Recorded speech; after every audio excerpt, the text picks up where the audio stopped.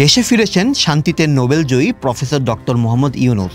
বৃহস্পতিবার দুপুর 2:15 এমিরেটস এয়ারলাইন্সের একটি ফ্লাইটে ঢাকা হযরত শাহজালাল আন্তর্জাতিক বিমানবন্দরে পৌঁছান ডক্টর মোহাম্মদ ইউনূস। সেখানে তাকে স্বাগত জানান তিন বাহিনীর প্রধান ও বৈষম্য বিরোধী ছাত্র আন্দোলনের সমন্বয়ক, সুশীল সমাজের প্রতিনিধি এবং শিক্ষার্থীরা।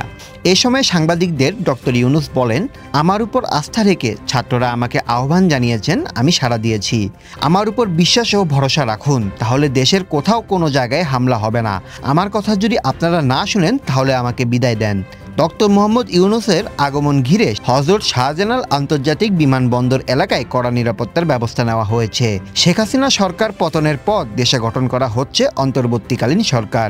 এই সরকারের প্রধান হচ্ছেন ডক্টর মোহাম্মদ ইউনূস। রাত 8টার দিকে বঙ্গভবনে শপথ নেবেন তিনি।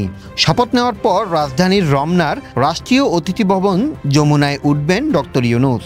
দায়িত্ব পালনকালে তিনি সেখানেই থাকবেন।